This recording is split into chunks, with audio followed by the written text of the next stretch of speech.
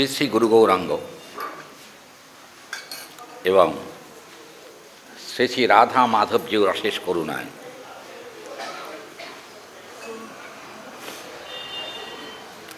ঊর্জব্রত বা নিয়ম সেবা উপলক্ষে প্রতিদিনের ন্যায় আজও আমরা সান্ধ্যকালে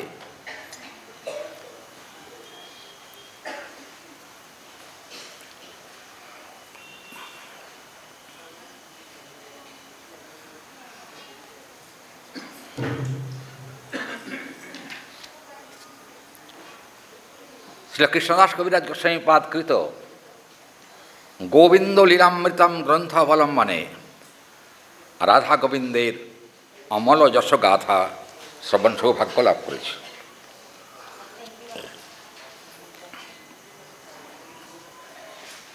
গত কয়েকদিন যাবৎ আমরা শুনছি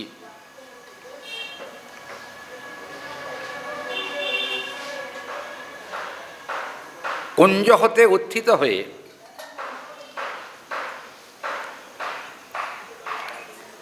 রাধারানীর হস্তধারণ এবং বংশীধারণ পূর্বক গোবিন্দ কুঞ্জের বাইরে চলেছেন।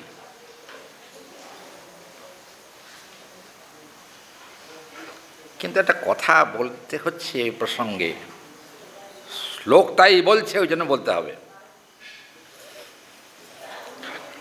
শ্লোকচ্ছেদ কিন্তু পাঠকের পক্ষে একটা অপরাধ। শ্লোকচ্ছেদ, একটা শ্লোককে যদি বাদ দেওয়া হয় সেটা কিন্তু অন্যায়। সেই জন্য বাধ্য হয়ে বলতে হচ্ছে, সংক্ষেপে বলবো কথাটা। কুঞ্জের বাইরে চলেছে, কিন্তু সে একই সমস্যা।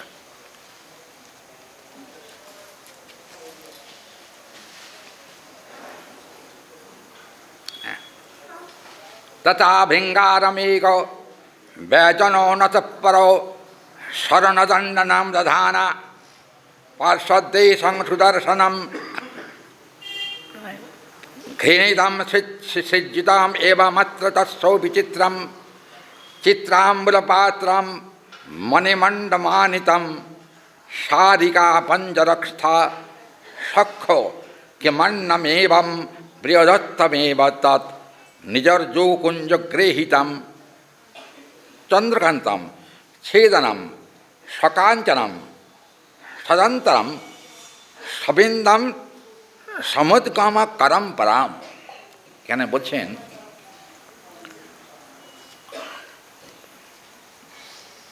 নিভৃত নিকুঞ্জে ভগবান যখন ছিলেন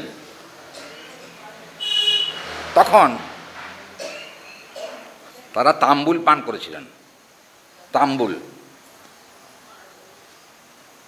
আমাদের মতো পান খাওয়া না, গোবিন্দের তাম্বুল পান লীলা। বলছেন যে ভগবান এবং রাধারানী তাম্বুল পান করেছেন।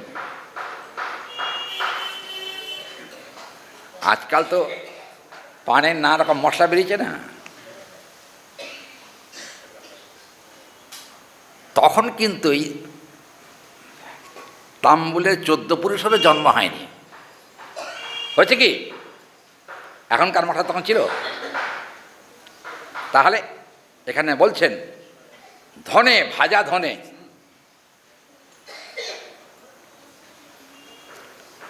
কোন কোন মতে ভাজা জিরেও আছে, সেটা গুঁড়ো করা। সঙ্গে থাকে কস্তুরী। কস্তুরী বুঝছেন ব্যাপারটা? দেখাই না কস্তুরী? হ্যাঁ, শোনেন, রাজরাজরা তো খেত কস্তুরী, কিন্তু গোবিন্দ তো রাজাধিরাজ, তিনি তো কস্তুরী খাবেনই, এতে কোনো সংশয় নেই। কস্তুরী তখনকার সময় চুন বা ক্ষয়ের ব্যবহার করা হতো না, কারণ কস্তুরীর 4টি বর্ণ আছে। একটা হলো সাদা, আর একটা হলো গোলাপি, আর একটা হলো হলুদ, আর একটা হলো ঈষৎ নীলবর্ণ, 4টি বর্ণ কস্তুরী। গোবিন্দ কিন্তু হলুদ বর্ণের কস্তুরী পছন্দ করতেন। সখীগণ যখন পান সাজতেন তাদের জন্য, সেই সময় গোবিন্দকে জিজ্ঞেস করে নেওয়া হতো কি কস্তুরী হবে। গোবিন্দ বেশিরভাগ দিনই বলতেন যে হলুদাভ কস্তুরী মঙ্গলজনক। একটা কথা বলি, রঙের মধ্যে কতগুলো রং কিন্তু মঙ্গলজনক। যেমন সাদা মঙ্গলজনক, ঈষৎ হরিদ্রাভ, এসব জ্যোতিষশাস্ত্রের কথা। ঈষৎ ঈষৎ হরিদ্রাভ, এটা মঙ্গলজনক। দেখুন এখানে দেখতে পাচ্ছি কে কে কী কী সব রঙের কাপড় পরেছে। সব রঙের কাপড় কিন্তু রাশি অনুসারে বস্ত্র গ্রহণ করা উচিত। রাশি, কে কার রাশি মানে আর কে কার রং রক্ষা করে। আজকাল চোখে যেটা ধরে ওটাই পরে, তাই তো? কি ভক্তগণ, ঠিক নাকি? দেখবেন গোবিন্দের বর্ণ কি বলুন তো, কাপড়ের বর্ণ হরিদ্রাভ, পীতবর্ণ।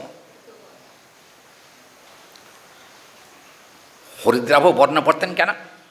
দেখবেন বলছেন এখানে আয়ুষম, জ্যোতিষশাস্ত্রের কথা, আয়ুষম সর্ববর্ণেষু হরিদ্রাভ বর্ণং তমম, তমম মানে উত্তমম, আর ঈষৎ নীলাভ বর্ণমন্তস্যে নারী বর্ণনও সমাগচ্ছতি। এখানে বললেন যে পুরুষের পক্ষে হলুদ কাপড় পরা কিন্তু মঙ্গলদায়ক, নারীর পক্ষে নীল কাপড় পরাটাও কিন্তু মঙ্গলদায়ক, তবে সে যদি ফর্সা হয়। হ্যাঁ বাবা, আমি বাবা নিজের কথা বলছি না, নীলাভ কাপড় পরতে বলেছেন। এখন এখানে প্রশ্ন হতে পারে যেখানে যারা কালো তারা কি বর্ণের পরবে, তাই তো? তুমি তো সাদাই পরেছ, চিন্তা নাই কিছু। অনেকে বলেন সাদা কাপড় মানে শুধু বিধবাদের জন্য, এ কথা কিন্তু একদম ঠিক না। এখানে কিন্তু বলা হয়েছে এই যে দুটো বর্ণ রাধারানী এবং গোবিন্দের যে বস্ত্র, একটা নীল, একটা হলো হরিদ্রাভ, তার মানে পীতবর্ণ। কিন্তু এর মধ্যে একটা ঘটনা ঘটেছে। কুঞ্জ থেকে বেরিয়েছেন যখন, আজকে সকালবেলা টিকা দেখছিলাম একটুখানি, মূল শ্লোকের সঙ্গে টিকার একটু অসামঞ্জস্য আছে। অসামঞ্জস্য মানে টিকাকার কিন্তু রসস্থ কথা বলেছেন। কি কথা বলেছিলেন? কি যখন যাচ্ছেন এরা দুজনে হাত ধরাধরি করে বাঁশি নিয়ে, সখীরা খুব হাসাহাসি করছে। সখীদের দিকে রাধারানী তাকিয়ে বলেন, হ্যাঁ রে, আমাদের দেখে তোরা হাসছিস কেন? রতি মঞ্জরি নামক এক মঞ্জরি, তিনি রাধারানীর দিকে তাকিয়ে বললেন, নিজের দিকে তাকিয়ে দেখ। রাধারানী নিজের দিকে আবার নতুন করে কি তাকাবো? কুঞ্জের থেকে যখন বেরিয়েছিলিস তখন কিন্তু তোরও খেয়াল ছিল না, আর আমরা একটু কারসাজি করেছি। কি কারসাজি? তোর গায়ে পড়েছে গোবিন্দের কাপড়। কি হরি বল, তোর গায়ে গোবিন্দের মানে পীতবর্ণ রাধারানী। কালকে প্রসঙ্গটা বলতে বলতে কিন্তু তুমি ঘুরিয়ে দিলে, মনে আছে কি? মায়েরা কথা নয়,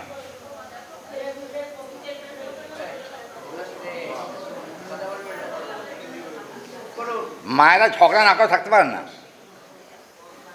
দেখুন তাও বকবক করে কথা বলে যাচ্ছে। সামান্য বসার জায়গা নিয়ে কি বলো, কি পাঠ শুনতে এসছে ওরা ভগবান জানে।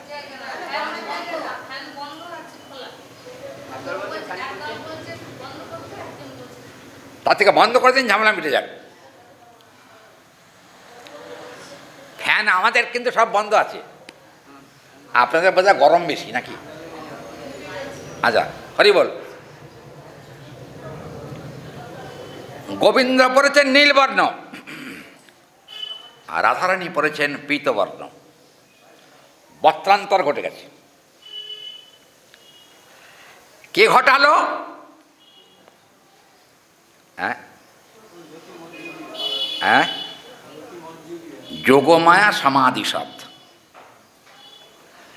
দেবী যোগমায়া রহস্য উৎপাদন কল্পে বস্ত্র পরিবর্তন করে দিয়েছেন। গোবিন্দ বলেন, হায় রে, আমি তো তাকিয়েই দেখি নাই যে আমার নীল কাপড় পরা, এ কে পরিচে রে? রাধারানী নিজের বস্ত্রের দিকে তাকিয়ে দেখলেন, আরে আমার হরিদ্রাভ বর্ণ কেন, হলদে কেন কাপড়? তার মানে দেবী যোগমায়া বললেন, হে কৃষ্ণ, হে রাধিকে, রসের আবেশে তোমরা কিন্তু পরিবর্তনীয় বস্ত্রগুলো পরাবার জন্য আমাদের হাতে দিয়েছিলেন,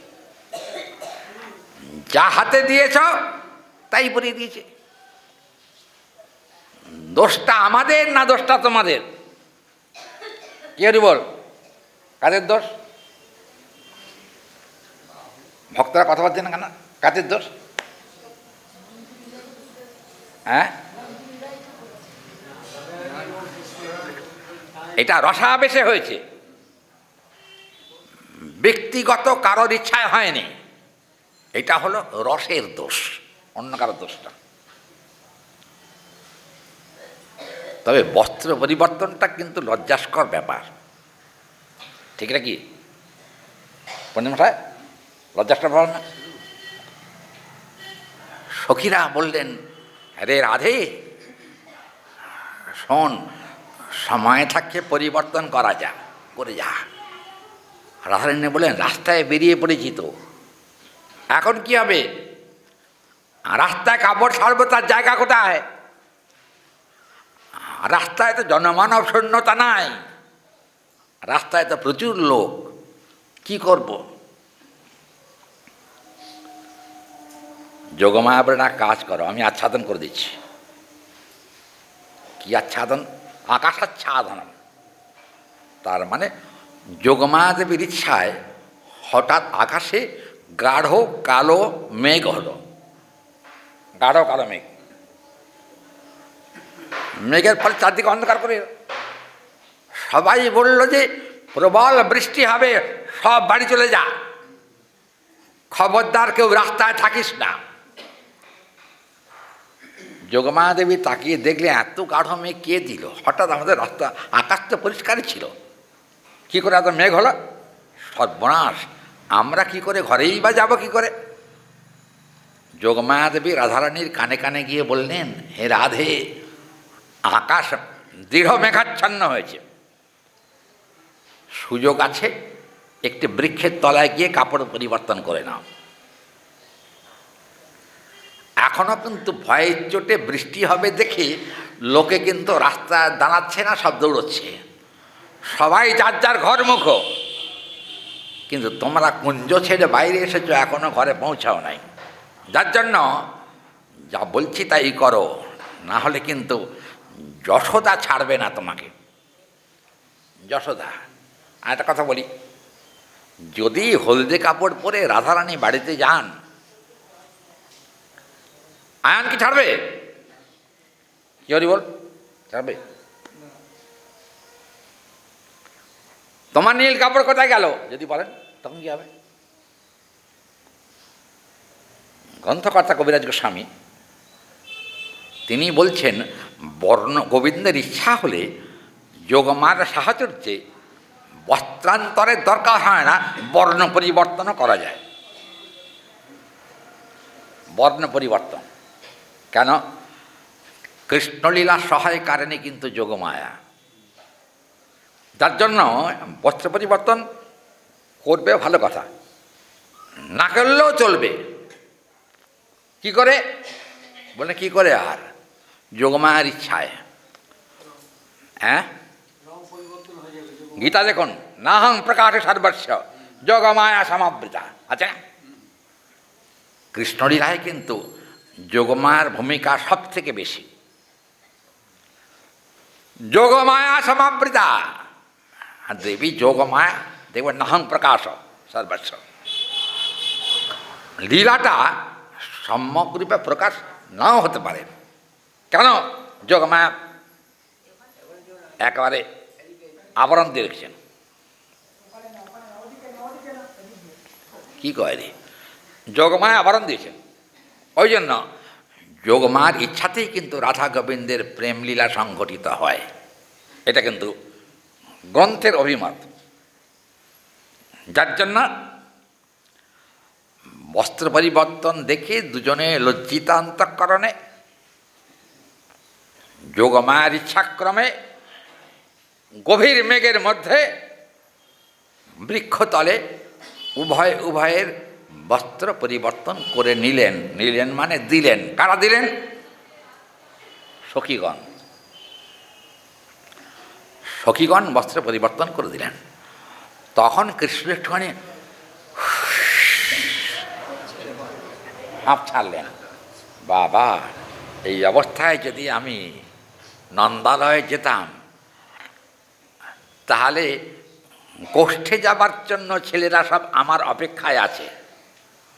ওরা যদি দেখতো আমি নীল কাপড় পরে বাড়িতে ঢুকেছি, তাহলে আমার কপালে ছিল দুর্গতি। হরি বল। কিন্তু যে ভাষাটা বলা হলো, এ ভাষাটাও ঠিক নয়। গোবিন্দের কপালে কখনো দুর্গতি হয় না। দুর্গতি হয় মায়াবদ্ধ জীবের। কারণটা কি? কারণ কি? এই দুর্গতিটার কারণটা কি আমাদের কপালে? জীবের স্বরূপে নাহি কৃষ্ণ স্মৃতি জ্ঞান। কৃষ্ণ স্মৃতি আমাদের ভিতরে না থাকাতে আমাদের নানা রকম বিপর্যয় শুরু হয়ে যায় কৃষ্ণ স্মৃতি। কিন্তু মজার কথা, কৃষ্ণ স্মৃতির প্রাবল্যে সব দুঃখ, সব কষ্ট, সব গ্রহ বিবাদ পর্যন্ত বিদূরিত হয়ে যায়। প্রসঙ্গত উল্লেখ্য, বৃন্দাবনে রতিকান্ত দাস গোস্বামী বলে একজন মহাজন ছিলেন। সেটা 200 বছর আগের কথা। এখন উনি আগে নাম করা জ্যোতিষী ছিলেন। এখন সবাইকে বিধান দিতেন, এই তুমি এই করো, তুমি সেই করো, তোমার এই গ্রহদোষ আছে, এটাকে কাটা দেখলে তোমাকে এই করতে হবে, ইত্যাদি ইত্যাদি। কিন্তু হঠাৎ একদিন চৈতন্য চরিতামৃতে পড়তে গিয়ে উনি দেখলেন যে সেখানে লেখা আছে, চৈতন্য চরিতামৃতের একটা সংস্কৃত টিকা আছে। সেটা দেখেছেন উনি, কারণ পণ্ডিত লোক, দেখেছেন। দেখলেন যে গ্রহ বিবাদ কৃষ্ণ কৃপা হলে ধ্বংস হয়ে যায়, থাকে না। গ্রহ বিবাদ যেটা পরস্পর বিরোধ, এক গ্রহের সঙ্গে আর এক গ্রহের এক জায়গায় অবস্থান হলে কিন্তু মুশকিল হয়। কি বলেন ভাষায়? তাহলে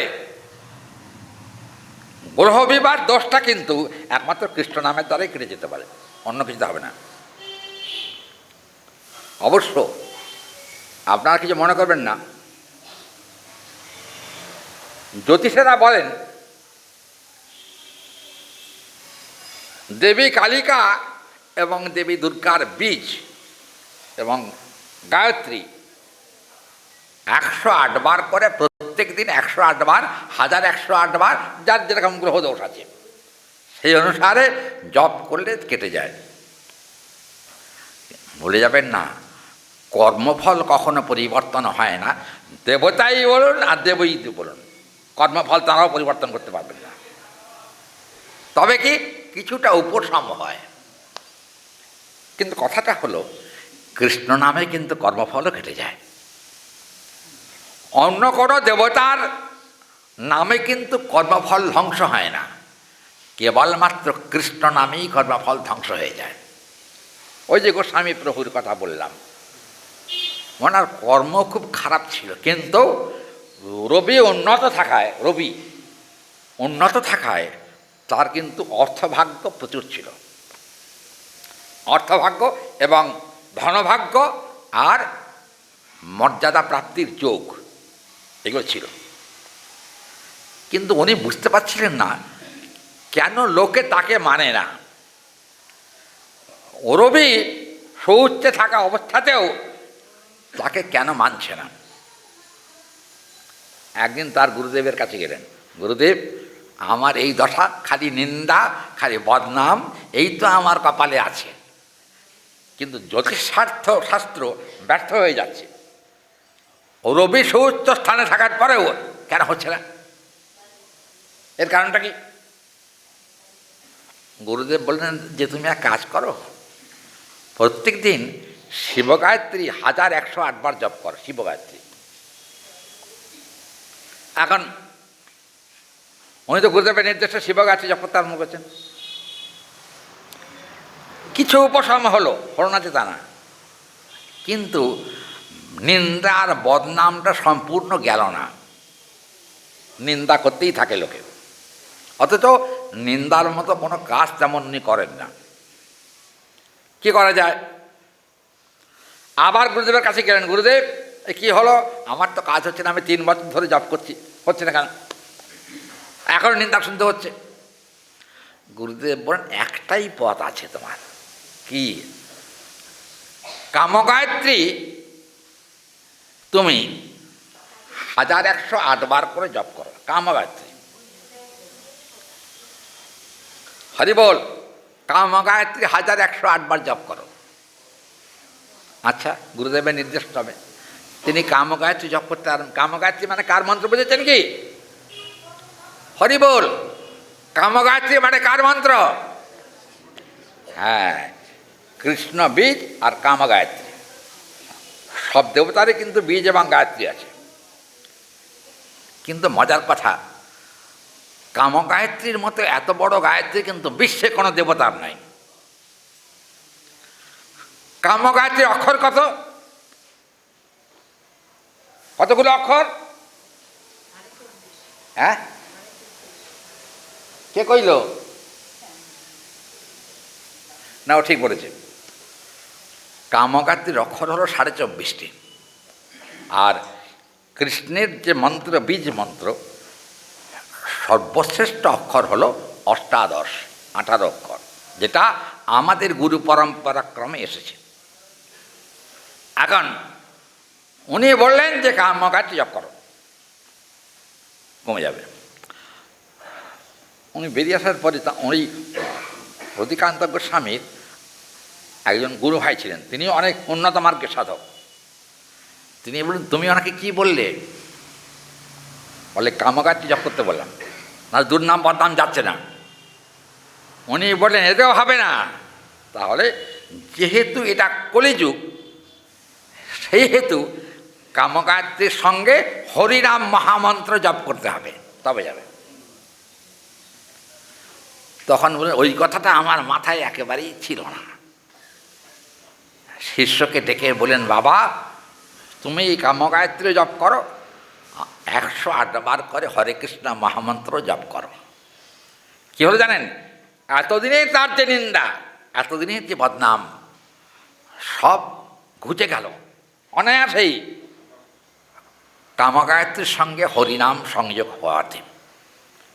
দেখবেন মন্ত্রশক্তি যা আছে, কলিকালে মহাভারত দেখবেন, কয় কর্তব্য তদা তথা কীর্তনাখ্যা ভক্তি সংযোগে নৈব।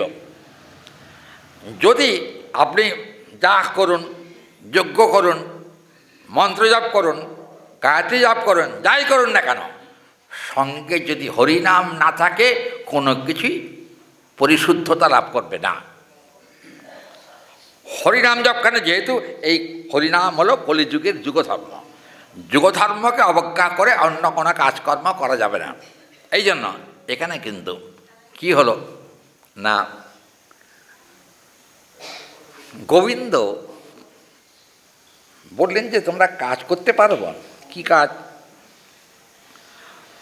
বস্ত্র পরিবর্তন আসলে যোগমায়ার ইচ্ছাতে হয়েছে, এটা কিন্তু গোবিন্দ খেয়াল ছিল না। তখন যার যার বস্ত্র তিনি পরেছেন। পরে গোবিন্দ চলে গেলেন নিজ গৃহে, আর রাধারানী চলে গেলেন পতিগৃহে চললেন। যাবার সময়তে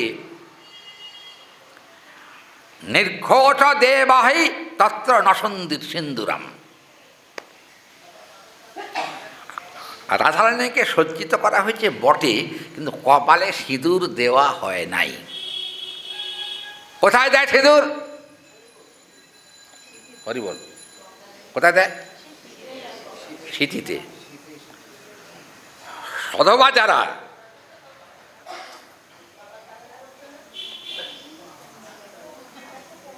কি কয় ওরা? আপনাদের সিঁদুরের কথা বলছেন? কপালে সিঁদুরের কথা? আপনাদের সিঁদুর আর রাধারানীর সিঁদুর এক না। জড় জগতের সিঁদুর একদিন মুছে যায়, কিন্তু রাধারানীর কপালে সিঁদুর কখনো মুছে যায় না। কেন? অনন্তকাল থেকে রাধা গোবিন্দের যুগল লীলা কিন্তু চলে আসছে, আসবেও বটে, এতে কোনো সংশয় নাই। বললেন যে সিন্ধু বিন্দুরম, বলে সব জায়গায় সাজানো হয়েছে, কিন্তু সিঁদুরের বিন্দু দেওয়া হয় নাই। তাড়াতাড়ি করে ললিতা রাধারানীকে টেনে ধরিয়ে ওই যে স্বর্ণপাত্রে সিঁদুর ছিল, স্বর্ণপাত্রে, তার থেকে সিঁদুর নিয়ে পরে দিলেন রাধারানীর সিঁথিতে। বলবে একটা কথা, এখানে শুধু সিঁদুর দিলে হয় না, এখানেও দিতে হয় কপালে।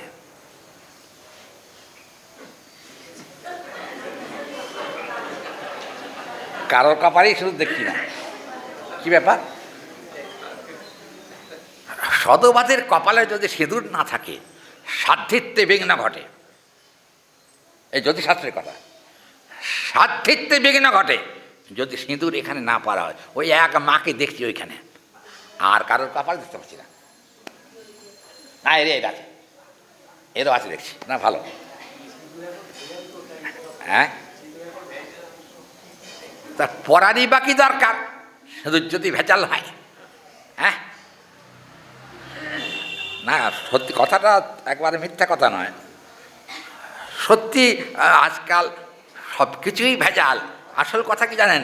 জিনিসে ভেজাল হয়ে যায় মানুষের জন্য, তাই নাকি? মানুষ ভেজাল বলেই খাদ্য থেকে আরম্ভ করে, চাষ থেকে আরম্ভ করে, ধান থেকে আরম্ভ করে, বীজ থেকে আরম্ভ করে, সব কিছুতেই ভেজাল। আসল কথা কি জানেন? মানুষের মনে এসেছে ভেজাল, ওই জন্য। কারণ বলুন, এটা কিন্তু কলিযুগের বৈভব, কলিযুগের জন্য হয়েছে এটা।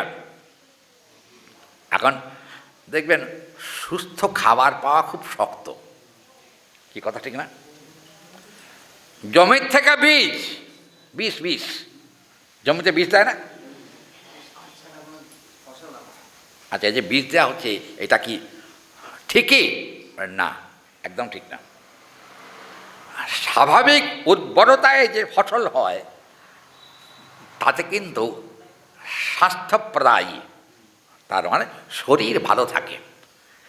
কিন্তু সারের খাবার খেতে খেতে এই বর্তমানকালে এমন কোনো বাড়ি নাই যে বাড়িতে অসুখ নাই।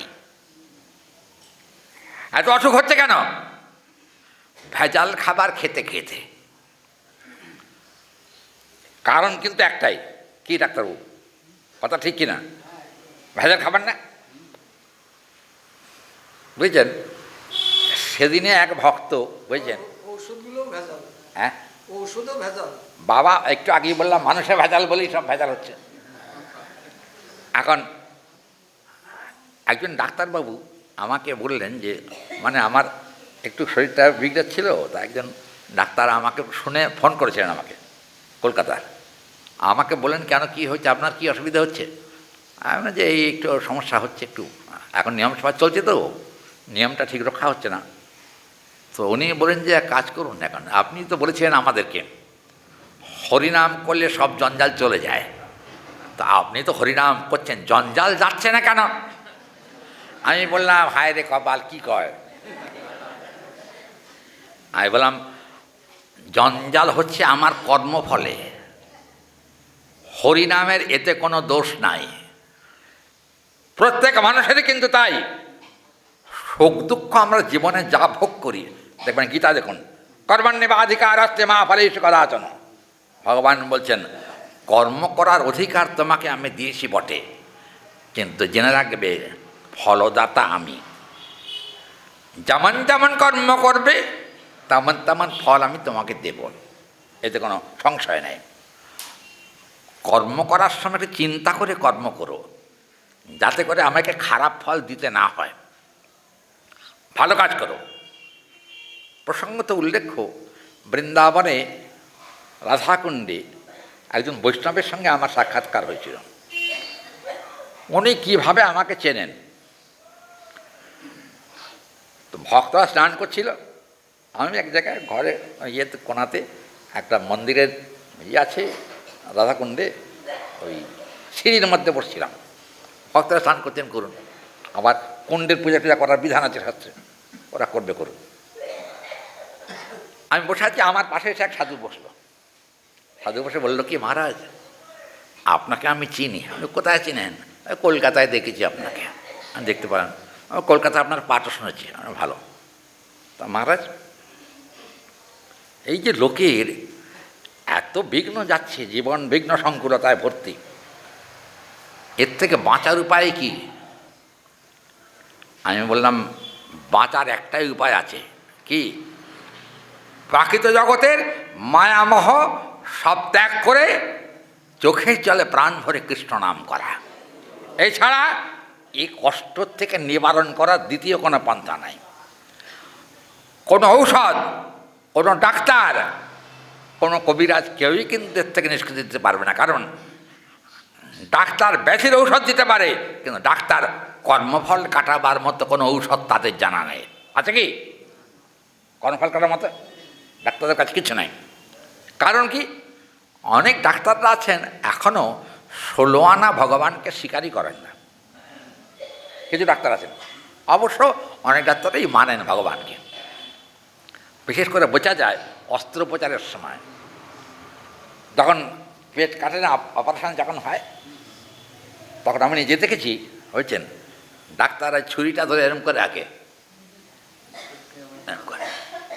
করে নিয়ে পেট কাটল। তার মানে কি? হে গোবিন্দ, যেন ছুরিটা আমার ক্রিয়ার উল্টো পথে না যায়, সে দায়িত্বটা তোমার। ওই জন্য আমি তোমার চরণে স্মরণ করে নিলাম। ডাক্তাররাও কিন্তু ভগবানকে স্মরণ করেন, তবে কিছু কিছু নাস্তিক ডাক্তার এখনও আছেন যারা ভগবানকে স্বীকার করেন না। এখানে কি হলো? গোবিন্দ চলেছেন বস্ত্র পরিবর্তন করবার জন্য। স্থান নিরূপণ হওয়ার পর যোগমায়া দেবীর ইচ্ছাক্রমে তাদের কিন্তু মেঘপ্রবাহের ভিতরেও রাতের অন্ধকারের মতো পরিস্থিতি তৈরি হওয়াতে সবাই যখন বর্ষার ভয়ে পালাচ্ছিল, সেই সময়তে কিন্তু এদের বস্ত্র পরিবর্তন হয়ে গেল। বস্ত্র পরিবর্তন হওয়ার পর দেখা গেল যে রাধারানী গোবিন্দকে বলছেন, হে গোবিন্দ, তুমি কি নন্দালয়ে যাবে নাকি সখাগণের সঙ্গে গোষ্ঠে যাবে? কোথায় যাবে আগে? কৃষ্ণ বললেন, আমি আগে মায়ের অনুমতি ছাড়া গোষ্ঠে যাব না, আগে মায়ের অনুমতি আমার দরকার। যার জন্য আমি আগে মাকে গিয়ে দর্শন করব। আরেকটা কথা বলি, মাকে কি শুধু দর্শন করলে হয় না, একটু মায়ের পায়ের ধুলো না নেওয়া পর্যন্ত আমার গোষ্ঠ কার্য সিদ্ধি হবে না। কথা বোঝা গেল? আজকাল তো অনেকে আছেন বাবা মাকে মানেনি না, কিন্তু ভগবান মাকে এবং বাবাকে প্রচুর প্রচুর শ্রদ্ধা করেছেন। মায়ের অনুমতি, মায়ের চরণ স্পর্শ, এগুলো কিন্তু কৃষ্ণ করেছেন। এটা তাঁর লীলাতেই আসে। পিতা মাতাকে কখনো অশ্রদ্ধা করেননি। এখন আগে গিয়ে মায়ের চরণ ধরে নেব, বাবার চরণ ধরে নিয়ে অনুমতি নিয়ে তারপর আমি গোষ্ঠে যাব। কি হলো এখানে বলছেন যে ওই রাধারানী আর গোবিন্দ যখন যাচ্ছিলেন, গন্তব্যে পৌঁছাননি, যাবার সময় কি হয়েছিল না, এখানে ইন্দ্রনীলমণি, জানেন কি আপনারা ইন্দ্রনীলমণি কি ডাক্তার? ইন্দ্রনীলমণি কাকে বলে? হরি বল। যারা জ্যোতিষী করেন, পাকা জ্যোতিষী, তারা বুঝবেন ইন্দ্রনীলমণি কাকে বলে। আমি বাবা জ্যোতিষী নই, আমি হলাম ভিখারি, অতএব যার জন্য ইন্দ্রনীলমণি আমি চিনি না। তো চিনলেও আমি একবার বরোদার মহারাজা মায়াপুরে এসছেন, বরোদার মহারাজা, তার স্ত্রীর হাতে আমি ইন্দ্রনীলমণি দেখেছিলাম। বরোদার মহারাজার স্ত্রীর হাতে ইন্দ্রনীলমণি আছে। তার মানে কৃষ্ণের বসনের সঙ্গে ইন্দ্রনীলমণির সহযোগ আছে, গোবিন্দ যে কাপড় পরতেন তার সঙ্গে। এখন ওই জন্য আমি ওই সময় দেখেছি, অপূর্ব দেখতে। আমি একটুখানি ওই রানীকে প্রণাম করে বললাম, মা আপনার হাতে নীল মতো ওটা কি? বলে, বাবা ওটা ইন্দ্রনীলমণি। আমি বাবার জন্মে কোনোদিন দর্শন পাই নাই, আজকে আপনার কৃপাতে আপনার হাতে তা দেখলাম। সত্যিই তাই, অপূর্ব দর্শন। কি হলো দেখুন, এখানে কিন্তু গ্রন্থকর্তা বলছেন যে আপনা সত্যা কুঞ্জাত গৃহীত্বা নিরাগায় দুষ্মিতা আর অশ্লেষ ছিন্ন গুণাৎ পরিচ্যুত অহম আর সারাদম সদৃশম মৌক্তিকং সঞ্চয়ঞ্চ মুদা বিহিতা কশ্চিতম সকাপমূলম দৃঢ়ম নিবধ্নন্তে পুঞ্চগৃহাৎ বিনির্যৌ সমাদিশতে। এখানে বললেন যে রাধারানীকে সঙ্গে করে নিয়ে গোবিন্দ কুঞ্জান্তর্গত হয়ে তিনি কিন্তু চলেছেন। কিন্তু খারাপ দেখায়, কালকে বলেছি পাঠে মনে আছে, আগেকার দিনে এটা ছিল না, বর্তমানকালে এটা প্রচুর হয়েছে। স্বামী স্ত্রী হাত ধরাধরি করে যাওয়া, তাই নাকি? আগে ছিল কি এটা? পঁচিশ মাসে ছিল আগে, আমি তো বাবা শুনি নাই। কিন্তু ইদানিংকালে আমাদের চোখেও অনেক সময় পড়ে যায় যে ওই হাত ধরাধরি করে যাচ্ছে। কোচবিহার ডিস্ট্রিক্টে দিনহাটা বলে একটা জায়গা আছে, দিনহাটা, হ্যাঁ দিনহাটা বলে আছে। আমার গুরুদেবের ওখানে একটা মঠ আছে, আমি ওই মঠের 12 বৎসর ওই মঠের ইনচার্জ ছিলাম। গুরুদেবের মঠ, এটা আমি সেবা করেছি ওখানে। এখন একদিন আমি ওই আমাদের মঠ পরিচালনার জন্য মুষ্টি ভিক্ষা হতো, তো আমি মুষ্টি ভিক্ষা করতাম তখন ভক্তদের বাড়িতে বাড়িতে।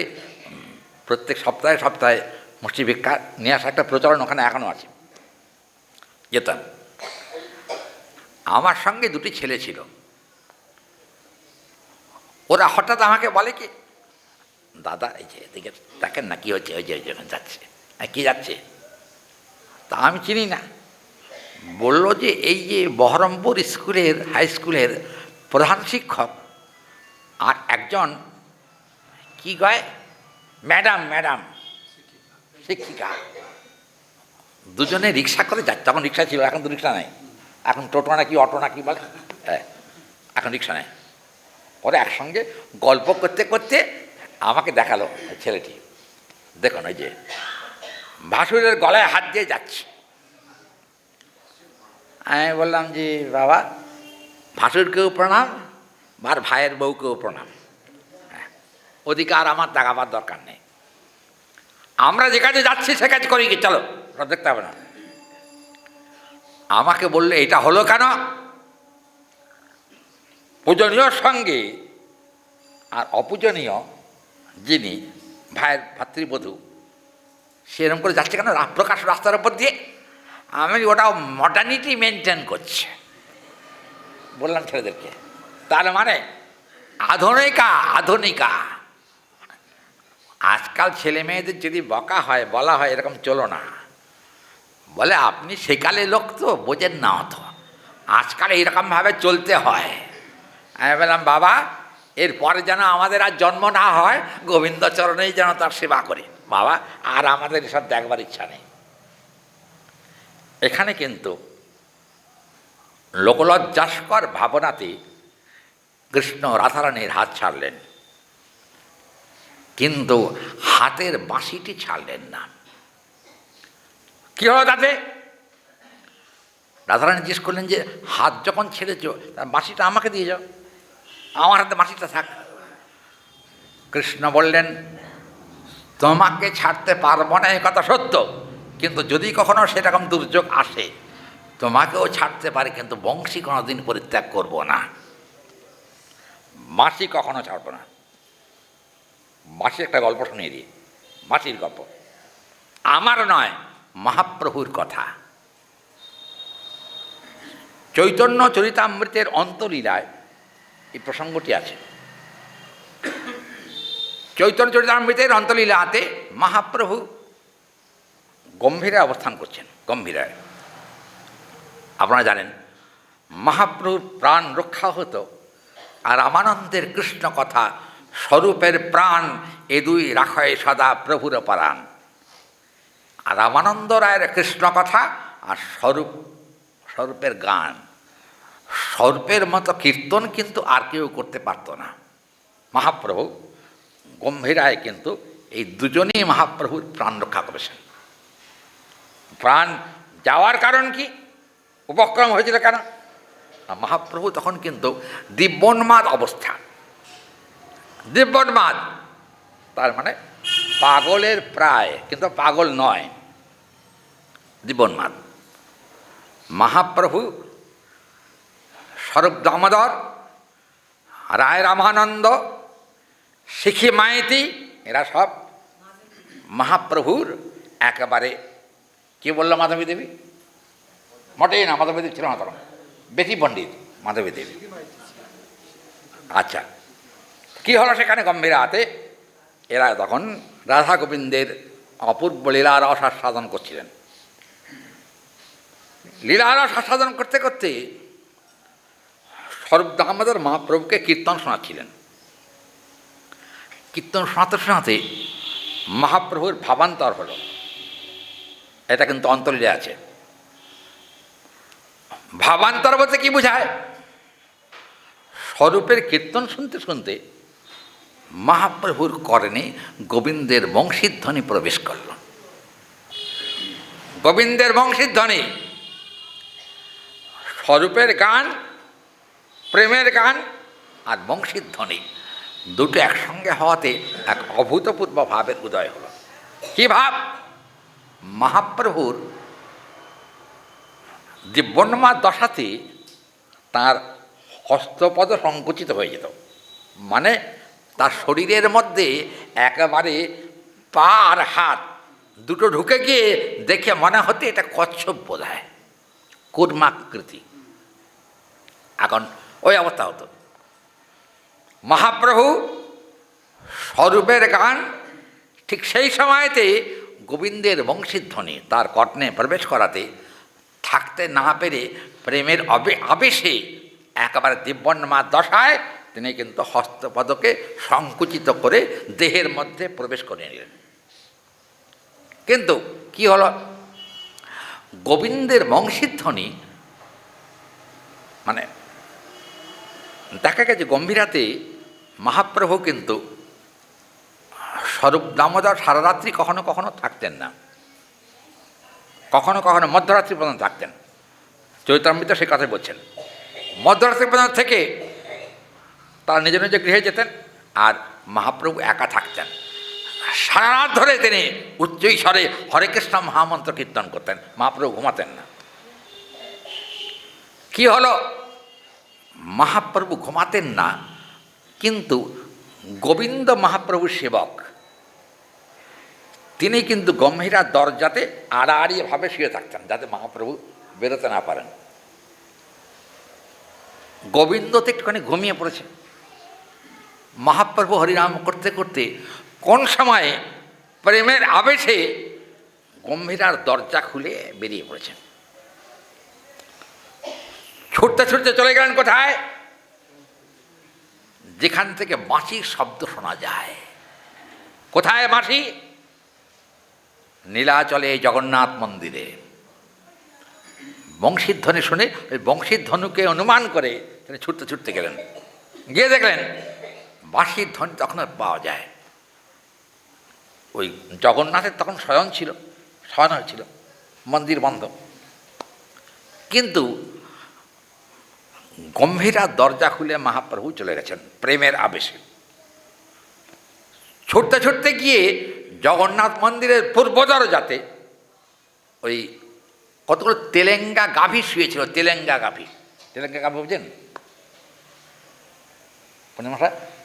তেলেঙ্গা গাভী কাকে বলে?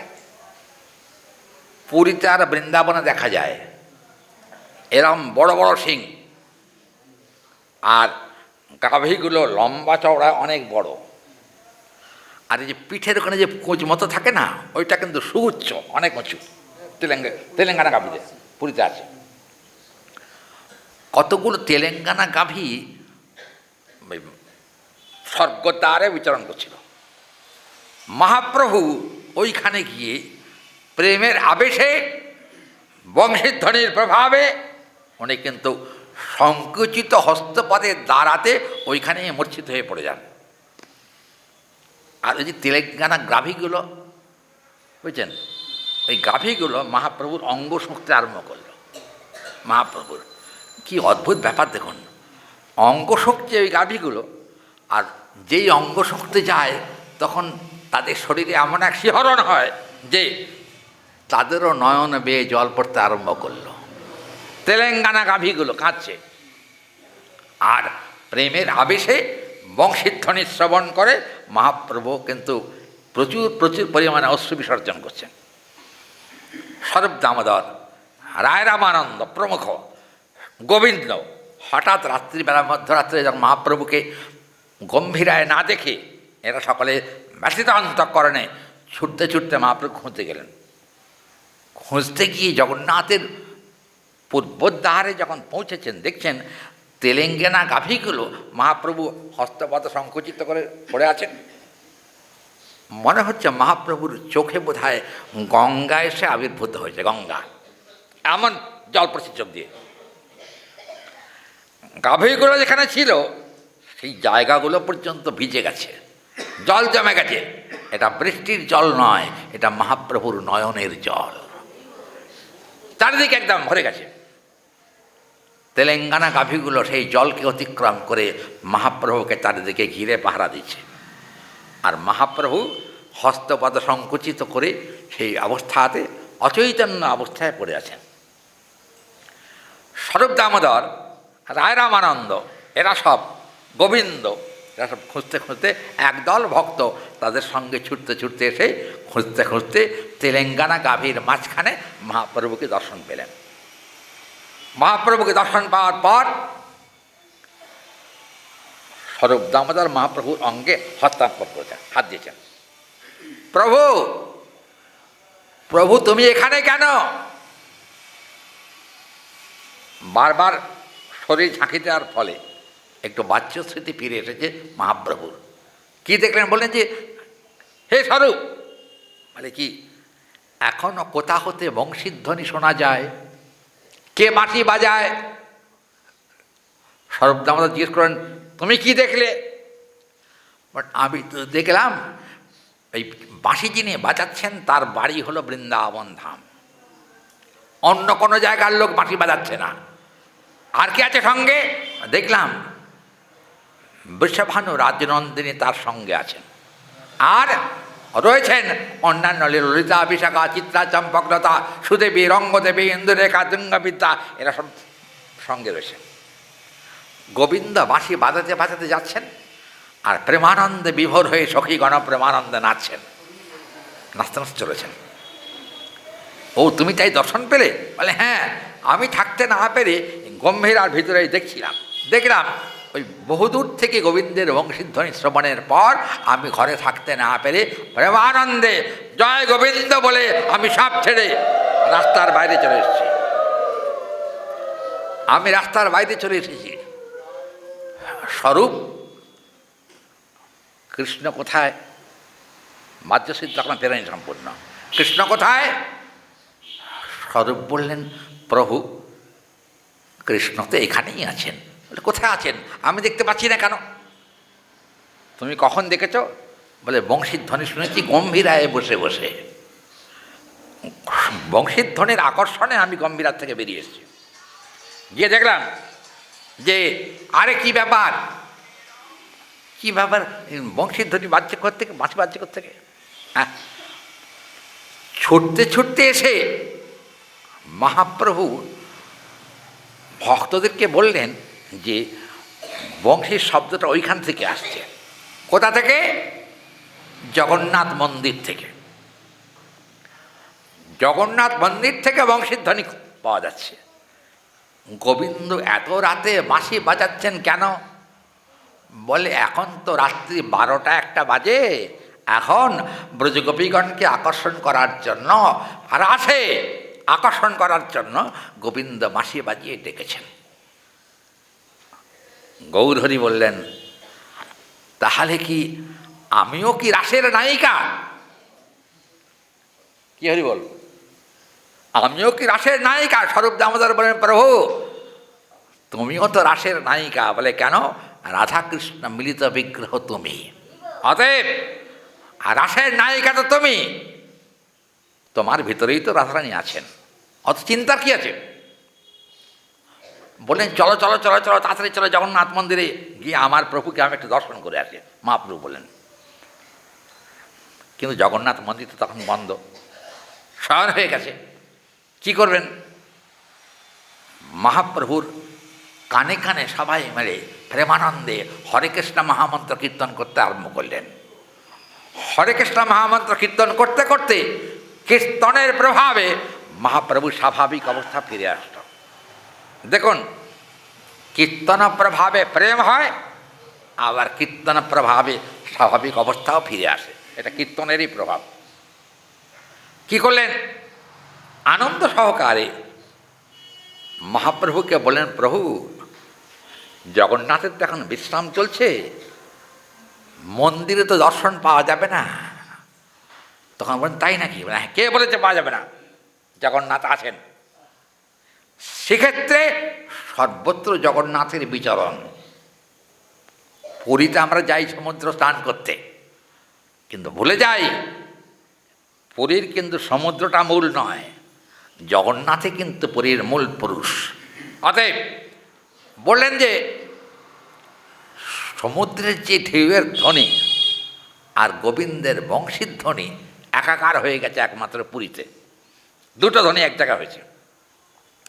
সবার কান তো সমান নয়, বেশিরভাগ লোকে কিন্তু সমুদ্রের ঢেউয়ের শব্দ পায় কিন্তু বংশীর ধ্বনি শুনতে পায় না। পায় কি? কজন?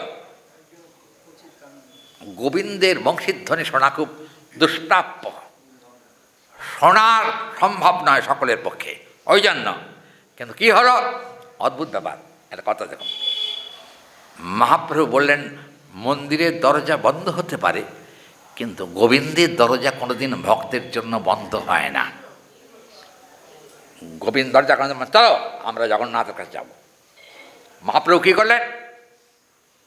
কৃষ্ণ মানে উঠে সবাইকে নিয়ে কৃষ্ণকে সব কীর্তন করতে করতে তার সবাই মিলে জগন্নাথ মন্দিরের পূর্বদ্বারে গিয়ে দাঁড়ালেন। আশ্চর্য ব্যাপার, মহাপ্রভুর কীর্তন শুনে জগন্নাথের দরজা মধ্যরাত্রে আপনা থেকেই খুলে গেল। জগন্নাথ মন্দিরের দরজা খুলে যাওয়ার পরে মহাপ্রভুর হলো পুনরায় প্রেমের আবেশ, জগন্নাথকে দর্শন করে। আর মন্দিরের ভিতর থেকে শুনতে পেলেন বংশীর ধ্বনি। শুনতে পেয়ে আনন্দ চকিত চিত্তে কি করলেন? মহাপ্রভু সকলের মাথায় হাত দিয়ে আশীর্বাদ করলেন। তারা মহাপ্রভুর সঙ্গে যারা ছিল আমার আশীর্বাদে জগন্নাথের বংশীধ্বনি তোমাদের কর্ণেও প্রবেশ করুক। মহাপ্রভুর কৃপা বলে জগন্নাথ মন্দির থেকে এক অভূতপূর্ব বংশীধ্বনি প্রকাশিত হলো, আর মহাপ্রভু সহ প্রেমানন্দে সকলে জয় জগন্নাথ, জয় জগন্নাথ, জয় জগন্নাথ, জয় জগন্নাথ, জগন্নাথের গুণমহিমা কীর্তন করতে আরম্ভ করলেন। মহাপ্রভু কৃষ্ণ কীর্তনান্তে, জগন্নাথের মহিমা কীর্তনান্তে তাকে দর্শন করে দেখুন, যখন বংশীধ্বনি হয়েছিল, মহাপ্রভুর কৃপাতে যোগ্য আর অযোগ্য যত লোক ছিল সকলের কর্ণেই কিন্তু বংশীধ্বনি প্রবেশ করেছিল। এটা হলো মহাপ্রভুর কৃপার বৈশিষ্ট্য। কলিহত জীবের প্রতি মহাপ্রভুর করুণা। দেখুন, হরিনামের ধ্বনি শোনা যায়, কিন্তু বংশীধ্বনি শোনা সকলের ভাগ্যে হয় না। গোবিন্দের বংশীধ্বনি শ্রবণ হলো কার কৃপায়? দাপর যুগে যিনি বংশীধারী, কলিযুগে তিনি গৌরহরি। তাহলে বংশীধারী আর গৌরহরির মধ্যে কোনো প্রভেদ নাই। ওই জন্য বংশীধ্বনি তাদের শ্রবণ সৌভাগ্য হয়েছিল মহাপ্রভুর কণ্ঠে হরিনাম সংকীর্তন শ্রবণ করে। চিন্তা করুন, এই যে বংশীর কথা বলতে বলতে চৈতন্য চরিতামৃতের এই প্রসঙ্গে আমরা এলাম। এখানে দেখা যায় মহাপ্রভু বংশীধ্বনি শুনেছেন বদ্ধজীব কলিজীবকে। দেখুন, অযোগ্য হলেও তার শ্রবণের সৌভাগ্য পেয়েছে একমাত্র মহাপ্রভুর কৃপাতে, অন্যের পক্ষে সম্ভব নয়। এমনকি কৃষ্ণও কিন্তু তা কোনোদিন করেন নাই। হরি বল, কৃষ্ণ অযোগ্য ব্যক্তিকে কখনো কৃপা করেন নাই, কথা ঠিক কিনা? কিন্তু গৌরহরি যোগ্যাযোগ্য বিচার করেন নাই। যোগ্য তো কৃপা পেয়েছে, আবার অযোগ্য তারাও কিন্তু গৌরহরির কৃপাতে প্রেমানন্দে হরি বলে নাচতে আরম্ভ করেছে হরি সংকীর্তনের প্রভাবে। এতে কিন্তু দেখা যায়। অতএব এখানে আমরা দেখতে পাই বংশীধ্বনির মহিমা কত প্রবল। সকলের জন্যই সত্য, তবে হ্যাঁ, মহাপ্রভুর উপস্থিতিতে সেটা সত্য হয়েছিল। মহাপ্রভু না থাকলে, আপনারা যদি বলেন তাহলে আমরাও গোবিন্দের বাঁশি শুনব, হরিবল শোনা যাবে কি? মহাপ্রভুর সময়তে সেটা সম্ভব হয়েছিল, গৌরহরির অযাচিত করুণার দ্বারা সম্ভব হয়েছিল। কিন্তু গৌর করুণা না হলে কখনো হরিনামও বেরোবে না, গৌর করুণা না হলে বংশীধ্বনিও শ্রবণ করা যাবে না। এটা কলিযুগ, মহাপ্রভুর করুণা অপরিহার্য। তার করুণা ছাড়া কলিহত জীবের আর কোনো গতি নাই। ওই জন্য এখানে আমরা দেখতে পাচ্ছি গোবিন্দ এবং রাধারানী, তারা রাধারানীকে সখীগণের কথাতে হাত ছাড়লেন বটে, কিন্তু বাঁশিকে ছাড়লেন না। কৃষ্ণ কখনো বাঁশি পরিত্যাগ করেন না। হয়তোবা আমরা যে লীলা শুনছি এটা কিন্তু ব্রজলীলা, আমরা কিন্তু মথুরা লীলা বা দ্বারকা লীলা শুনছি না। অতএব এখানে কিন্তু অন্যান্য সময়ের থেকে বাঁশির প্রভাব, এখানে বাঁশির প্রভাবই এখানে বেশি। অতএব সেই বাঁশির প্রভাবের কথাই কিন্তু এখানে বলছেন গোবিন্দ। সেই বাঁশিটিকে নিয়ে যাত্রা করলেন। কোথায় যাচ্ছেন? নন্দালয়ে। নন্দালয়ে তখনও পৌঁছান নাই। আচ্ছা, কীরকম হয়েছে বলুন তো দেখতে। এখানে গ্রন্থকর্তা কী বলছেন দেখুন। এই যে কবিরাজ গোস্বামী, এনার যে কাব্য, এমনটি কাব্য মনে হয় বিশ্বের কোথাও তৈরি হয়নি। কারণ চৈতন্য চরিতামৃত কবিরাজ গোস্বামী পাদের মহাকাব্য গ্রন্থ, আর তত্ত্ব, রস, কাব্য, ব্যাকরণ চারটেই কিন্তু চৈতন্য চরিতামৃতে আছে। আর এই যে গোবিন্দ লীলামৃত গ্রন্থ, এখানে কিন্তু কাব্যের প্রাচুর্যই বেশি। কারণ একটা প্রসঙ্গকে বোঝাতে গিয়ে কবিরাজ গোস্বামী রাধা গোবিন্দের অপূর্ব লীলা কথা তিনি আমাদের শুনিয়েছেন। এবং আর একটা আশ্চর্যের বিষয়, এত দৃষ্টান্তের উপস্থাপনা করেছেন তিনি যে তা ভাষা দিয়ে বলবার ভাষা নেই। কীরকম? এখন 15 মিনিট আছে, এখন আমার তাই 15 মিনিট আছে তো, 20 হয়ে গেছে। আচ্ছা ঠিক আছে, পরের শ্লোকটা আমরা আস্বাদন করি, দেখা যায়। হ্যাঁ ঠিক আছে। পূজারি আসছে নাকি? ছিল। কে ছিল? রুদ্র। আশরাফ কোথায়? নেই কেন? কোথায় গেছে সব? নেমন্তন্ন খেতে? কই মাসমশাই? মাসমশাই তুমি এই মন্দিরে করবে যদি ওরা না আসে। আচ্ছা, ব্যাপার হলো কি দেখুন, এখানে কি না, ওই যে সিন্দুরটাকে দিয়েছেন কপালে, আমরা শুনছিলাম, তাতে কি হয়েছে? রাধারানীর মাধুর্য কিন্তু শতগুণে বৃদ্ধি হয়েছে। তাতে দেখা যাচ্ছে রতিমঞ্জরী নামক এক মঞ্জরী, রাধা গোবিন্দ যেখানে ছিলেন সেখানকার গিয়ে দেখে একটা কর্ণভূষণ পড়ে আছে। কর্ণভূষণ মানে বুঝছেন? কানের দুল। হ্যাঁ, কানে একটা অলংকার পড়ে আছে। কিন্তু রাধারানী না বুঝে কখন যে কানের দুলটা খুলে পড়ে গেছে তা টের পান নাই, কিন্তু গোবিন্দকে দেখে আনন্দেই কিন্তু তিনি চলে গেছেন। সখীগণ ওই কুঞ্জের মধ্যে প্রবেশ করে কোথায় কি পড়ে আছে বিচ্ছিন্নভাবে সেটাকে অন্বেষণ করেছেন।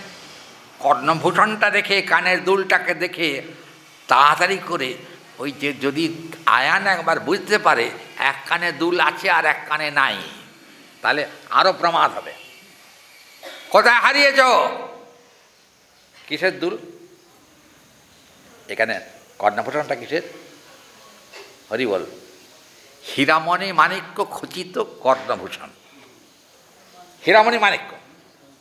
এখন ওই কানের দুলটা পড়ে আছে তো। আচ্ছা, আমরা হলে কি করতাম? ওইটা পেলে পকেটে ভরে চলে যেতাম। হরি বল। রাধারানীর কর্ণভূষণ, এই বোধটা আমাদের সাথে থাকতো না, মূল্যবান বস্তু। হীরামণি মাণিক্য খচিত, অতএব ওটাকে পকেটে চলে যান।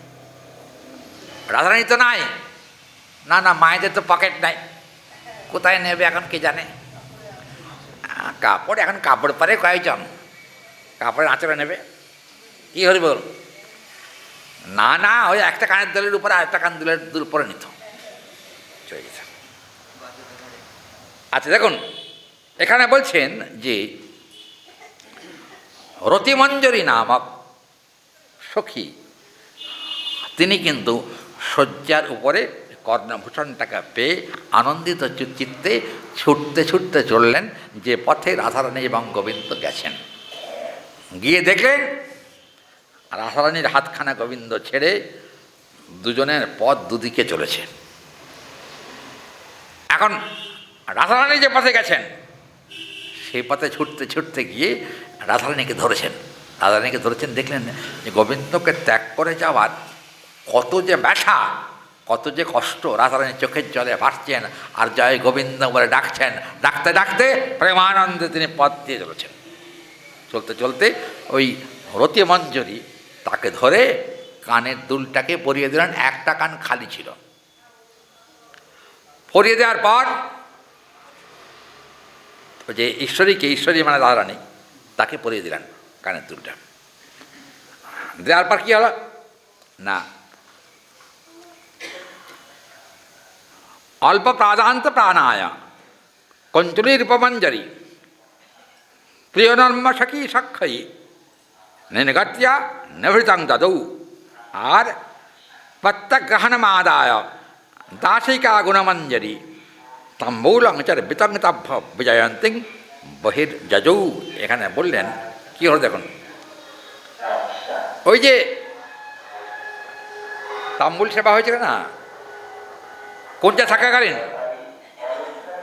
এখানে কিন্তু বললেন যে ওই মঞ্জরীরা ওখানে রূপমঞ্জরি ভুলে যাবেন না, বৃন্দাবনে রূপমঞ্জরি কিন্তু কলিযুগের রূপগোস্বামী। বৃন্দাবনে রূপমঞ্জরি কিন্তু কলিযুগের রূপগোস্বামী হয়ে এসছেন মহাপ্রভুর লীলার সহায়ক রূপে। আচ্ছা, এই রূপমঞ্জরি তিনি কি করলেন না, দেখলেন যে কী ব্যাপার হয়েছে এখানে, ব্যাপারটা কি না, এখানে মূল শ্লোকে কিন্তু বেশ রসিয়ে কথাটা বলেছেন। গোবিন্দের আর রাধারানীর চর্বিত তাম্বুল উনি কিন্তু কুঞ্জে গিয়ে পেয়ে গেছেন। চর্বিত তাম্বুল কি বলেন, কি করলেন জানেন? রূপমঞ্জরি তখন চর্বিত তাম্বুল নিয়ে ছুটতে ছুটতে যত গোপী ছিল গোবিন্দের সঙ্গে, রাধারানীর সঙ্গে, প্রত্যেকের হাতে হাতে সাক্ষাৎ মহাপ্রসাদ সবার হাতে দিলেন। আর সব সখীগণ তাম্বুল প্রসাদ পেয়ে প্রেমানন্দে দুই হাত তুলে জয় রাধে জয় গোবিন্দ বলে নাচতে আরম্ভ করলেন। এটা হলো প্রসাদের গুণ। প্রসাদের গুণে সবাই কিন্তু নাচছেন। এখন নাচতে নাচতে কী অবস্থা হলো না, সবাই চলেছেন প্রসাদী তাম্বুল মুখে দিয়ে। এরপরেই দেখা যাচ্ছে যে ওই শ্রীকৃষ্ণ বসন পরিবর্তন আগেই হয়ে গেছে, কেমন, কিন্তু এই পাতা ধরা যাচ্ছে না, ছিঁড়ে চলে যাচ্ছে। 450 বছর বয়স এই গ্রন্থটা, কি আর থাকবে বলুন। দেখুন, হঠান্তাম সক্ষ করণমপি মুখ্যম প্রতিদৃশম আর দিগন্তন অসত্যতে না কুটিলা চরদিগ্ভি মদিরে। আর শ্রুতাই নয় সমীক্ষতাসাম পরিহাসভঙ্গি মন্নো বক্ত্রম অদ্বৈত ফুল্লনেত্রৌ সমাচ্ছৎ প্রেম সুখাববিদ্ধৌ চিত্রাভি মকনম এব ভারভূতম। এখানে বলছেন, এখানে পরিষ্কার করে বলে দিলেন যে দেখো বাবা, এই যে রাধাকে পতিগৃহে যাওয়ার রাস্তায় রাধারানী চন্দ্র সখীগণের সঙ্গে, এখন ওই যে যিনি কি নাম বলবো, রাধারানীর স্বামী আয়ান ঘোষ, আর কি বলবো, উনি স্বামী না, না স্ত্রী না স্বামী, হ্যাঁ, কিন্তু ভিতরে তার ভিতরে পুরুষত্ব অভিমান ছিল। পুরুষের যোগ্যতা না থাকলেও পুরুষত্বের অভিমান ছিল তার ভিতরে। ওই জন্য কিন্তু আয়ান কিন্তু একটা লাঠি নিয়ে রাস্তায় দাঁড়িয়েছিলেন। সকাল প্রায় হয়ে আসলো, এখনো রাধাকে বিছানায় দেখা গেল না কেন? হরি বল। রাধারানী আগে আগে সখীরা যাচ্ছেন, আয়নের সঙ্গে দেখা হয়ে গেছে। আয়ন জিজ্ঞেস করলেন, তোমাদের সখী কোথায়? বলে, আর কি বলবো, হ্যাঁ, তুমি তো ভস ভস করে রাত্রিবেলা ঘুমাও, তোমার স্ত্রীর যে কি দুর্দশা হয়েছিল রাতে কি তুমি জানো? কয় না, আমার কাছেই তো ছিল। কি হয়েছিল তুমি জানো না? আমরা জানি, আমরা সেবা পরা সখী, আমরা জানি রাধারানীর কথা। কি হয়েছে? রাধারানীর এই মনে একটা যন্ত্রণা হয়েছিল, মনের যন্ত্রণা। তো তার ওষুধ কি? হরি বল। মনের ব্যথার ওষুধ আছে কি? কি রে, কথা কয় না। মনের ব্যথার কোনো ওষুধ আছে? আনকে বলছেন মনের যন্ত্রণা হয়েছিল, তখন বলছেন বুকের যন্ত্রণা। বুকের যন্ত্রণা না, বুকের ভেতরে মন থাকে, তার যন্ত্রণা হয়েছিল। তখন আয়ান হাঁ করে তাকিয়ে তাকিয়ে বিশাখাকে জিজ্ঞেস করছেন, আচ্ছা মন আর বক্ষদেশ দুটো কি আলাদা? বলে, হ্যাঁ, শোনো, মনের সঙ্গে আরও দুজন থাকে, মন, বুদ্ধি আর অহংকার। এই তিনটে নিয়েই কিন্তু সূক্ষ্মদেহ তৈরি। এখন এই যে সূক্ষ্মদেহ তৈরি, রাধারানীর কি অসুখ হয়েছিল? মনের ব্যথা। কি জন্য মনের ব্যথা? এটা হল, এই ব্যথাটার নাম হলো কৃষ্ণ অদর্শনজনিত ব্যথা। কৃষ্ণ অদর্শনজনিত ব্যথায় রাধারানী ভুগছিলেন। আমরা তাই কবিরাজের বাড়িতে নিয়ে গেছিলাম। হরিবল। কবিরাজের বাড়ি। কোন কবিরাজ? হরিবল। যিনি মনের ব্যথা বোঝেন এমন কবিরাজ। আমাদের মনে কার কি ব্যথা আছে কেউ বোঝেন না। অনেক গোপন ব্যথাও আমাদের মনে থাকে, যা মুখে প্রকাশ করা যায় না, কিন্তু মনের অভ্যন্তরে যিনি বসে আছেন গোবিন্দ, তিনি সকলের মনের ব্যথা জানেন। কি ভক্তগণ, কথা ঠিক নাকি? অতএব কি করলেন? মনের ব্যথা, রোগ হলো মনের ব্যথা। ডাক্তারকে মরণাত্রায়তে বিষ্ণু। বিষ্ণুই হলো মনকে ত্রাণ করবার একমাত্র ব্যক্তি। বিষ্ণু মানে কৃষ্ণ। তিনি মনকে ত্রাণ করতে পারেন। মনের ব্যথা দূরীকরণ করবার আর কেউ নাই। বুঝেছেন? আমি একবার বসিরহাটে গেছিলাম পাঠ করতে। বসিরহাটে যে বাড়িতে ছিলাম তার পাশের বাড়িতে আমি পাঠ টাট করে চলে এসেছি। এখন রাত্রিবেলার দিকে কে যেন কাঁদছে, এক নারী কণ্ঠের কান্না শুনতে পেলাম। তাই বললাম যে কী হয়েছে মা আপনার? মানে একদম গায়ে গায়ে বাড়ি, এত কান্নাকাটি করছে, রাত্রিবেলা ঘুমোতে পারছি না। আমি জিজ্ঞেস করলাম গিয়ে, মা আপনি কাঁদছেন কেন? বলে আমার স্বামী খুব শয়তান। কেন, কি হয়েছে? কয় এই গভীর রাত্রে আমাকে ফেলে আরেকজনের কাছে চলে গেছে। আচ্ছা, আপনি নিবারণ করতে পারলেন না? এত রাত্রে যায় কোথায়? ধরলেন না কেন? কয় বাবা, মন যার ছুটে যায় তাকে তো ধরা যায় না। যায় কি? মন ছুটে গেলে গোপনে হলেও, সবাইকে লুকিয়ে হলেও সে কিন্তু তার গন্তব্যস্থলে যাবেই। এটা কিন্তু একথাও সত্য। যারা কৃষ্ণ ভক্ত, যাদের গোবিন্দ প্রীতি আছে, সংসারের সকলেও যদি বিরুদ্ধাচরণ করে তবুও কিন্তু তারা গোবিন্দ চরণ ছাড়ে না। তখন হাজার দুঃখের মধ্যেও প্রেমানন্দে হরি বলে তারা গোবিন্দ চরণে যাত্রা করে।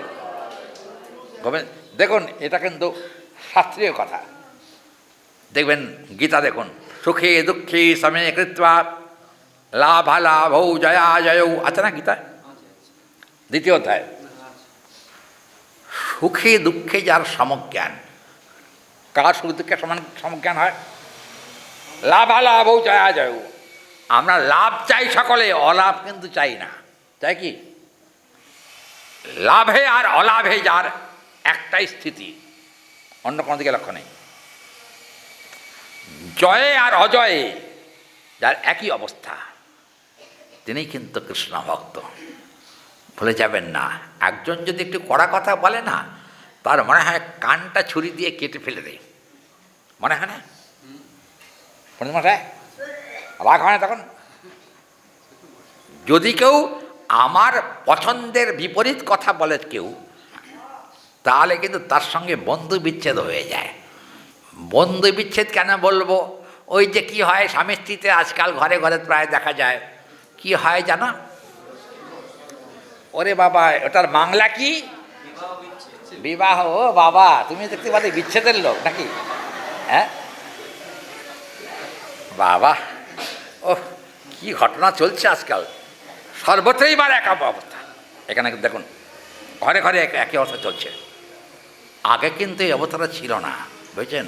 আগে কিন্তু প্রতিভক্তিটা প্রবল ছিল। আজকাল কিন্তু সেই জায়গাটার অভাব হয়ে যাচ্ছে।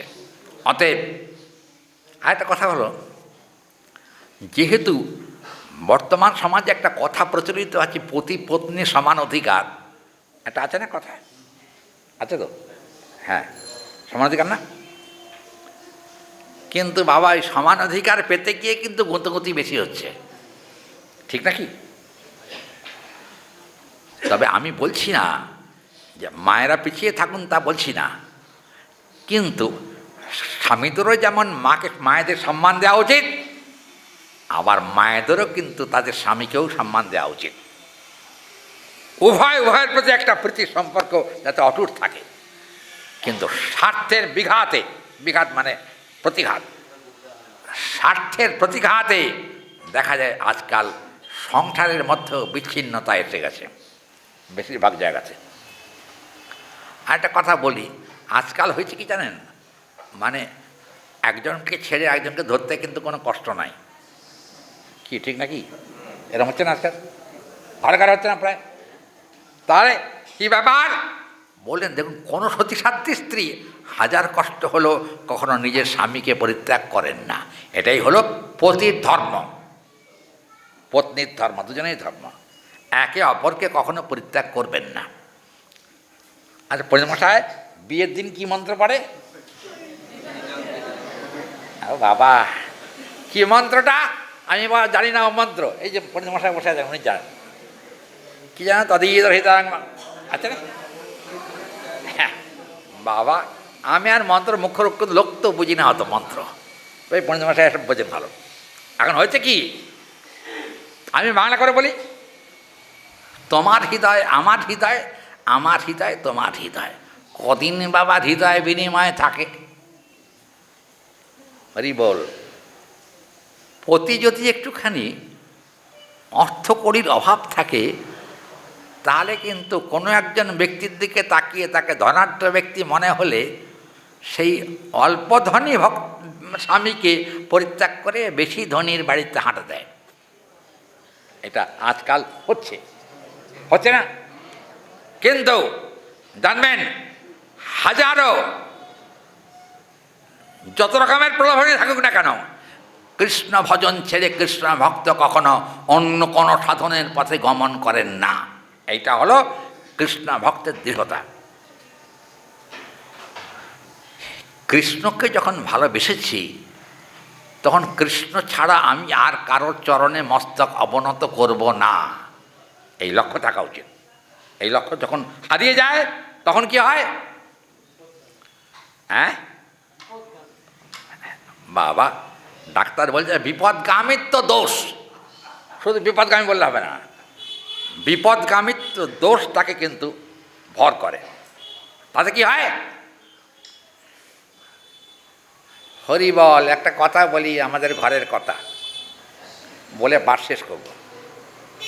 আমাদের একজন ভক্ত বুঝেছেন, সে এখানে খুব আসতো আগে। তিনি আবার মাঝখানে কোন তান্ত্রিকের পাল্লায় পড়েছেন।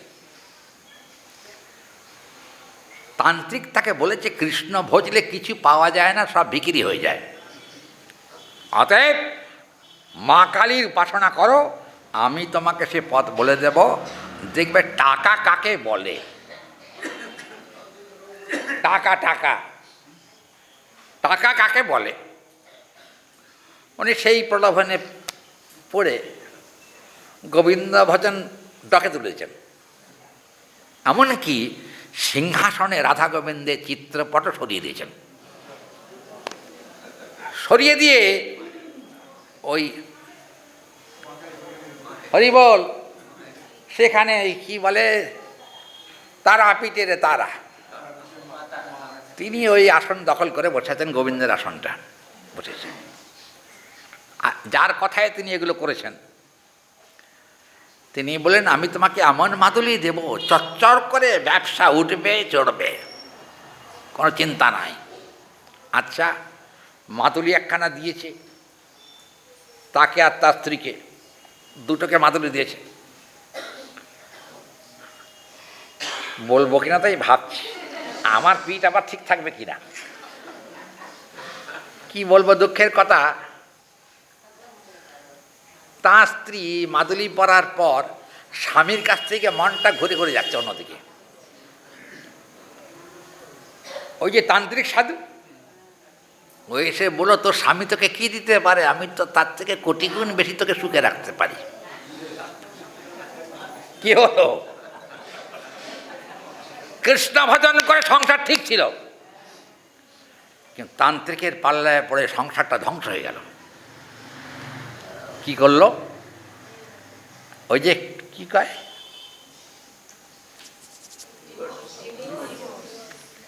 আমি চাই না তোমাকে।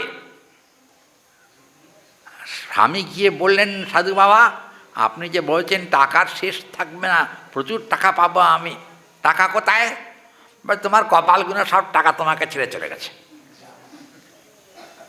বলে আমার কপাল দোষে চলে গেল? আমার কোন কপালের দোষ ছিল? আমার স্ত্রীটা পর্যন্ত আমাকে ভেঙে চলে যাচ্ছে, এর কারণটা কি? হরি বল। স্ত্রীর লাঠি ঝাঁটা খেয়ে ওই গৃহকর্তা আমার কাছে এসছে, এসে বলেন বাবা কি হলো? এরকম আমার স্ত্রী আমাকে ছেড়ে চলে গেছে, কত না জানি ভালোবাসত, আহারে কি হলো, স্ত্রী কোথায় গেল? ওই তান্ত্রিকের সঙ্গে চলে গেছে। আরে বেটা, কৃষ্ণ ভজন ছেড়ে তুমি অন্য ভজনে ঢুকেছ যখন, তোমার কপাল তো পুড়বেই, এতে কোনো সংশয় নেই। কি হলো দেখুন, কৃষ্ণ ভজন ত্যাগ করলে কি হয়? স্বামীর গেল ধন, স্বামীর গেল মান, স্ত্রীর গেল পাতিব্রত্য, মানে পতিব্রতায় ধর্ম নষ্ট হয়ে গেল। তাতে কি হলো? একদিন দেখা গেল ওই কি কয় তান্ত্রিক কি একটা ফল খাইয়েছে তাকে, খা ভালো করে খা। কিছুদিন তার কাছে রেখে আনন্দ টানন্দ করে ফল খাইয়ে দিয়েছে। ফল খাইয়ে দেওয়ার পর ওনার মাথাটা যেন কেমন কেমন করে। হ্যাঁ, কি যেন একটা কথা আছে না, কি আধুনিক গান শুনছিলাম সেদিনে, মন যে আমার কেমন কেমন করে। প্রাণে যে শয় না সখী, নাগর গেল পরের ঘরে। চিন্তা করুন, এর হলো ঠিক একই অবস্থা। বর্তমান কি পরিস্থিতি চলছে চিন্তা করুন। তান্ত্রিকের পাল্লায় পড়ে তার এই দুরবস্থা, সংসার ভেঙে তছনছ হয়ে গেল। কিন্তু হরিনাম করছিল সেটা আর ভালো লাগলো না। টাকার মোহে স্ত্রী ত্যাগ হয়ে গেল, ধনত্যাগ হলো, গুরুও প্রায় ত্যাগের কাছাকাছি। আমার কাছে এসে কাঁদলেন, বাবা আমি তোমাকে বাঁচাতে পারবো না, তুমি গোবিন্দকে আসন থেকে তুলে দিয়েছ, এ পাপের আর তোমার সীমা নাই, এখন বোঝো তুমি কি করেছো। ও বলল, তাহলে কি মাতারাকেও তুলে ফেলে দেবো চুন্নির জলে? আমি বাবা চুন্নির জলে ফেলতে হবে না, মাতারাকে একটা আলাদা আসন করে রেখে দাও, আর মাকে বলো কৃষ্ণ ভজনে সুখে ছিলাম, তোমাকে এনে আমার কপাল পুড়েছে। তাই বলছি যে কৃষ্ণনাম যারা করেন তারা কিন্তু কৃষ্ণনাম কখনো ত্যাগ করবেন না। দুষ্টের পাল্লায় পড়ে যদি কখনো বিপদগামী হয়ে যান, তাহলে কিন্তু সেজন্য অন্য কেউ দায়ী থাকবে না, নিজেই নিজের কাছে দায়ী হব। অতএব এ বিষয়ে সময় থাকতে সতর্ক হন, যাতে করে প্রাণ যায় যাক তাতে কোনো আপত্তি নাই, আমি যতদিনে বেঁচে আছি প্রাণ ভরে কৃষ্ণ নাম ছাড়া আর কোনো নাম করব না। অতএব এটা কিন্তু বোঝার দরকার। যার জন্য রাধারানী গোবিন্দের কাছের থেকে যাচ্ছেন না নিজ গৃহে। আয়ান দূর থেকে দেখে, কোথায় গেছিলে তুমি? সখীরা উত্তর দিলেন, মনের ব্যথা হয়েছে তাই চিকিৎসকের কাছে গেছিলাম। চিকিৎসকের নাম কি গো? হ্যাঁ, তখন বলেন প্রসন্ন ডাক্তার। কৃষ্ণ বললেন না, গোপীরা লুকিয়ে গেলেন, বললেন ডাক্তারের নাম হলো প্রসন্ন ডাক্তার। এই কথা বলার উদ্দেশ্য কি জানেন? মন প্রসন্ন থাকে একমাত্র কৃষ্ণ নামে, বুঝেছেন? কৃষ্ণ নামেই মন প্রসন্ন হয়, আর কৃষ্ণ নাম ত্যাগ করলে মনের প্রসন্নতা নষ্ট হয়ে যায়। ওই জন্য সখীরা বললেন, প্রসন্ন ডাক্তারের বাড়িতে গিয়েছিলাম সখীকে নিয়ে দেখাতে। ব্যায়াম কি? ব্যায়াম বুঝেন তো? রোগটা কি, ব্যাধিটা কি? ব্যাধিটা হলো দেহের ব্যাধি নয়, মনের ব্যাধি। বলে কেন? কৃষ্ণকে হারিয়ে আমি এসেছি এখন নিজ ঘরে, পতির ঘরে এলাম বটে, কিন্তু সেখানে কৃষ্ণ নাই। কৃষ্ণ ছাড়া গৃহ সব থেকে শূন্য গৃহ। এই জন্য সেটাই মনে ব্যথা। ওই ব্যথা নিরাময় করতে পারেন একমাত্র কৃষ্ণ, দুজন পারেন, কৃষ্ণ আর কৃষ্ণ নাম। হরিনাম করলে মনের ব্যথা চলে যায়, আর নামের কৃপাতে যদি কোনোদিন মুরলী বদন শ্যামসুন্দর গোবিন্দের দর্শন পাওয়া যায়, তবেই মানব জীবন সফল হতে পারে, তার আগে সফল হবে না। ওই জন্য কিন্তু এখানে বলা হয়েছে যে সখীরা বললেন যে নিয়ে গেছিলাম রাধারানীকে, অসুবিধার কোনো কারণ নাই, শোনো, তোমার স্ত্রীর ভ্রষ্টতার পথে আমরা নিয়ে যাই নাই। কথা বোঝা গেল?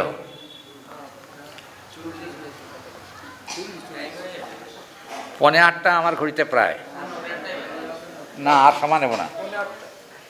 না, ভ্রষ্টতার কথা আজকে বলবো না, কালকে হবে এসব কথা। ভ্রষ্টতা কি, ভ্রষ্টতা কাকে বলে, এইটা হলো আমাদের আজকে প্রশ্ন থাকলো। আগামীকাল এই প্রশ্নের উত্তর দেওয়া হবে।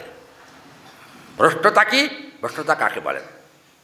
আপনারা অবশ্য এর উত্তর জানেন, কিন্তু প্রসঙ্গ যখন এসছে আমাকে তো বলতেই হবে। তাতে আপনারা যদি আমার রাগ করেন তাহলে আমার কপাল মন্দ, কি আর বলবো। আমি এটা জানবেন, আমি কখনো অশাস্ত্রীয় কথা বলি না, শাস্ত্র যে আমরা ওটাকে ধরেই কথা বলি। যাই হোক, আগামীকাল ভ্রষ্টতা কাকে বলে আর অভ্রষ্টতা কি, এটা আমরা কালকে শুনব। আজকে তো কথা বলতে বলতে কখন সময় চলে গেছে আমি টের পাইনি। এটা হয়, আমার গুরু মহারাজ কিন্তু যখন পাঠ করতেন না জানেন, তখন কিন্তু ঘড়ির দিকে তাকিয়ে কখনো তিনি পাঠ করতেন না, সর্বদাই কিন্তু ঘড়িটাকে দূরে রাখতেন। কেন? ঘড়ি কিন্তু কৃষ্ণ কথার বাধক, সময় যায় একবার করে দেখে। এই যে আমি একটু আগে আগে দেখছিলাম এরকম করে, তার মানে এটা কি জানেন, আরতির সময় হয়ে যাচ্ছে, এটা আমার দেখার দরকার ছিল। কৃষ্ণ কথা বন্ধ করে দেবে এরকম মানসিকতা নেই। কিন্তু আমাকে অনেক পাঠকরা বলেন, আপনি এখনও পাঠ করেন? আমরা পাঠ ছেড়ে দিয়েছি, এখন আর করি না, সব আমার থেকে বয়সে ছোট। আমি দেখুন, লোভ যদি কারোর থাকে হরিকথায়, তাহলে কিন্তু তা কখনো ছাড়া যায় না। আমার তো ছোটোবেলার থেকে কৃষ্ণ কথায় লোভ আছে, ওই জন্য ওই লোভটা আমি ছাড়তে পারি না। ওই জন্য ওই লোভটার দায়ে পড়ে আমি প্রাণ ভরে কৃষ্ণ কথা বলি, তাতে সময় যাক আর থাক। ওই জন্য আর কি আজকে বলছি, আর তো সময় হয়েছে, আজকে আর আমি সময় দেব না, কালকে